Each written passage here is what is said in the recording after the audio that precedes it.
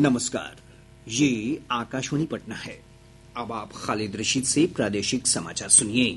पहले मुख्य समाचार।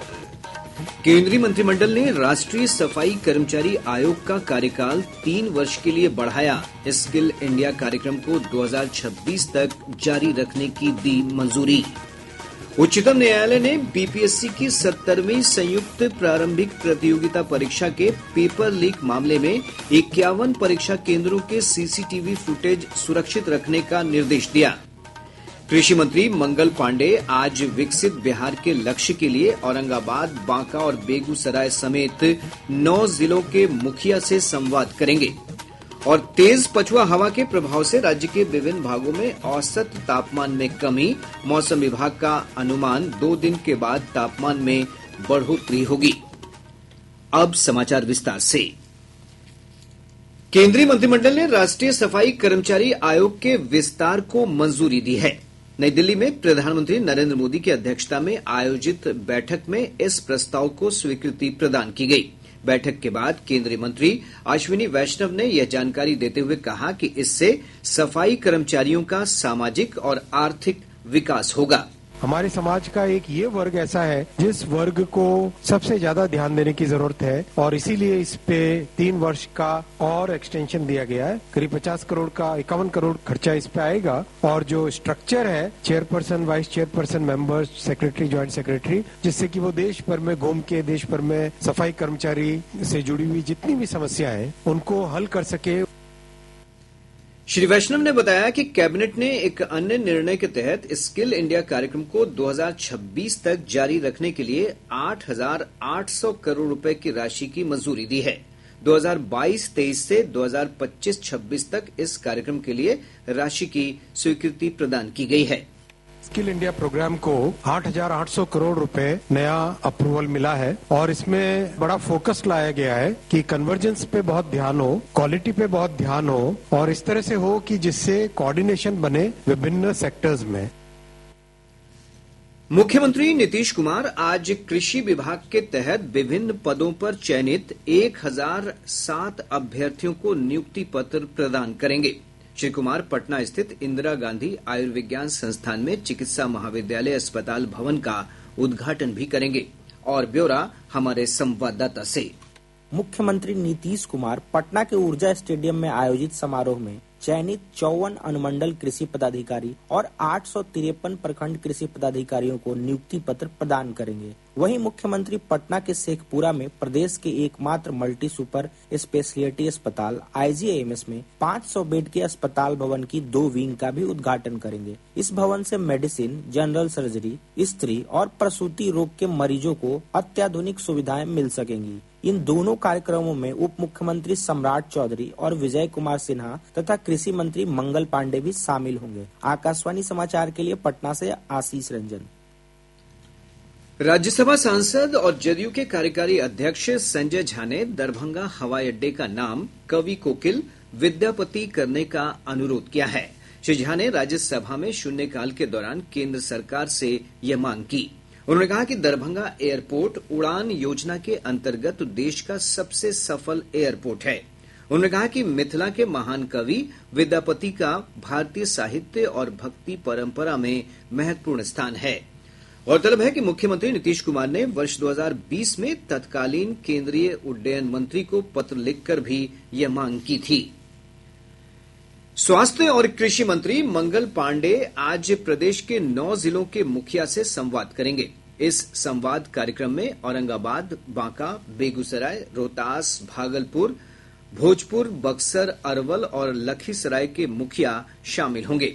श्री पांडे ने बताया कि इस संवाद का उद्देश्य वर्ष 2047 तक स्वास्थ्य और कृषि क्षेत्र में समग्र विकास के लक्ष्य को हासिल करते हुए सशक्त पंचायत, विकसित बिहार का निर्माण करना है। उच्चतम न्यायालय ने बिहार लोक सेवा आयोग बीपीएससी की 70वीं संयुक्त प्रारंभिक प्रतियोगिता परीक्षा के पेपर लीक मामले में 51 परीक्षा केंद्रों के सीसीटीवी फुटेज सुरक्षित रखने के निर्देश दिए हैं। इन परीक्षा केंद्रों में पटना के बापू परीक्षा सभागार की रद्द परीक्षा वाले 22 केंद्र और 21 जिलों के 19 केंद्र शामिल हैं। शीर्ष अदालत ने एक जनहित याचिका पर सुनवाई करते हुए कहा कि सीसीटीवी फुटेज नष्ट होने पर बीपीएससी और राज्य सरकार के अधिकारियों के खिलाफ कार्रवाई की जाएगी। इधर पटना हाईकोर्ट में इस मामले से संबंधित याचिकाओं पर अगले सप्ताह सुनवाई होने की संभावना है। शिक्षा विभाग ने प्रदेश के 1,90,000 शिक्षकों के तबादले के लिए प्राप्त आवेदनों की स्क्रूटनी के लिए 16 सदस्यीय टीम गठित की है। टीम में प्राथमिक, माध्यमिक और उच्च शिक्षा के उप निदेशक, उप सचिव तथा सहायक निदेशक स्तर के पदाधिकारी शामिल हैं। विभाग ने स्पष्ट किया है कि शिक्षकों का तबादला श्रेणी के अनुसार चरणवार होगा। इधर सक्षमता परीक्षा में छूटे उत्तीर्ण शिक्षकों की काउंसिलिंग उनके कार्यरत जिले में 17 से 19 फरवरी के बीच की जाएगी। मेडिकल प्रवेश परीक्षा नीट यूजी 4 मई को आयोजित होगी। नेशनल टेस्टिंग एजेंसी एनटीए के अनुसार राष्ट्रीय पात्रता सह प्रवेश परीक्षा के लिए आवेदन की प्रक्रिया कल से शुरू हो गई है। अभ्यर्थी 7 मार्च तक आवेदन कर सकते हैं। प्रदेश में जमीन की जमाबंदी में सुधार के लिए विशेष अभियान की शुरुआत की जाएगी। राजस्व और भूमि सुधार विभाग के सचिव जय सिंह ने बताया कि सभी जिलाधिकारियों को शिविर का आयोजन कर 15 मार्च तक ऐसे मामले निपटाने के आदेश दिए गए हैं। पंचायती राज मंत्री केदार गुप्ता ने कहा है कि वित्तीय वर्ष 2025-26 के लिए राज्य के सभी ग्राम पंचायतों द्वारा ग्राम पंचायत विकास योजना की कार्ययोजना तैयार कर ली गई है। अब पंचायत समिति की योजना पूर्ण करने की आखिरी तारीख 28 फरवरी है। वहीं जिला परिषद के लिए योजनाओं को पूरा करने की समय सीमा इस वर्ष 31 मार्च तक निर्धारित की गई है।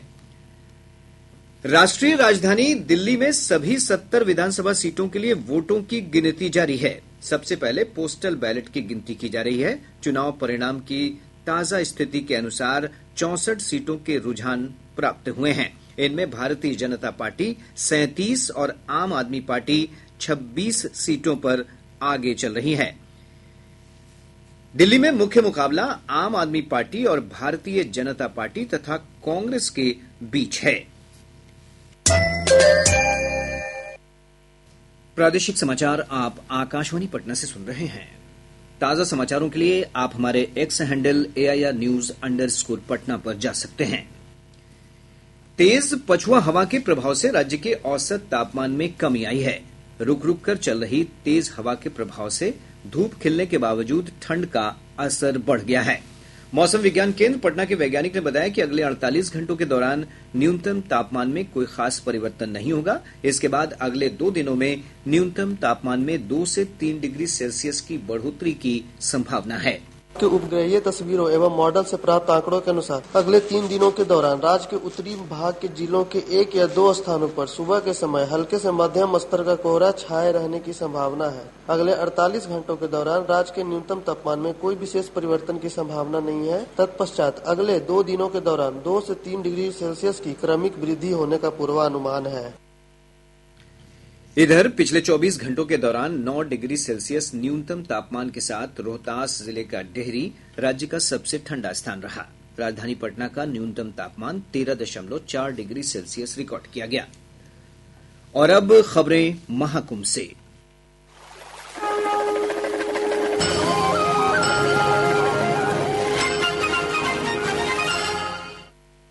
ग्रामीण विकास और पंचायती राज मंत्रालय ने प्रयागराज में जारी महाकुंभ मेले में एक मंडप स्थापित किया है।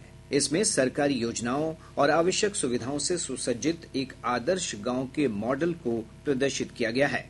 और ब्यौरा हमारे संवाददाता से। ग्रामीण विकास मंत्रालय द्वारा लगाए गए मंडप में आदर्श गांव को दर्शाया गया है। इसमें विद्यालय, पंचायत घर, आंगनबाड़ी और महात्मा गांधी राष्ट्रीय ग्रामीण रोजगार गारंटी योजना के तहत दिए जा रहे रोजगार के अवसरों सहित विभिन्न सुविधाओं को दर्शाया गया है। आकाशवाणी समाचार से बात करते हुए मंडप की प्रतिनिधि रिया सिंह ने बताया कि इस मंडप में ग्रामीण क्षेत्रों में लागू की जाने वाली सभी सरकारी योजनाओं को प्रदर्शित किया गया है। महाकुंभ 2025 में एग्जीबिशन लगा हुआ है सेक्टर 7 भारद्वाज थाने के पास। ये एग्जीबिशन प्रदर्शन जो है ये भारत सरकार द्वारा लगा हुआ है। यहाँ पे प्रधानमंत्री आवास योजना हो गया, मुख्यमंत्री आवास योजना हो गया, अमृत सरोवर हो गया, दीदी की चौपाल हो गई, मनरेगा विकास योजना, इनके ऊपर जितनी भी हम योजना दिखा सकते थे वो हमने कोशिश की है कि हम यहाँ पे दिखा सके।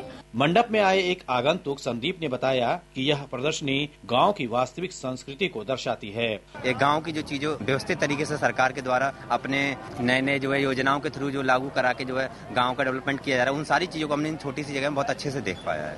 आदर्श गांव का यह मॉडल आर्थिक और सामाजिक रूप से शिक्षा, कौशल प्रशिक्षण और बुनियादी ढांचे के साथ साथ प्रधानमंत्री आवास योजना ग्रामीण के तहत गांव में हो रहे विकास को प्रदर्शित कर रहा है। दीपेंद्र कुमार, आकाशवाणी समाचार, प्रयागराज।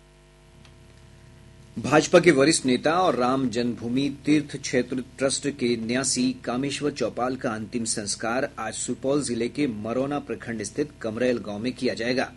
कामेश्वर चौपाल का नई दिल्ली में इलाज के दौरान निधन हो गया था। पूर्णिया जिले में राज्य उच्च पथ संख्या 65 के 4 लेन और विभिन्न प्रखंडों के पूर्णिया एयरपोर्ट से सीधे संपर्क के लिए सड़क निर्माण का कार्य शुरू कर दिया गया है। जिलाधिकारी कुंदन कुमार ने बताया कि मुख्यमंत्री नीतीश कुमार की प्रगति यात्रा के दौरान की गई घोषणाओं को कैबिनेट से स्वीकृति के बाद सभी कार्यों को शीघ्रता से पूरा कराया जा रहा है।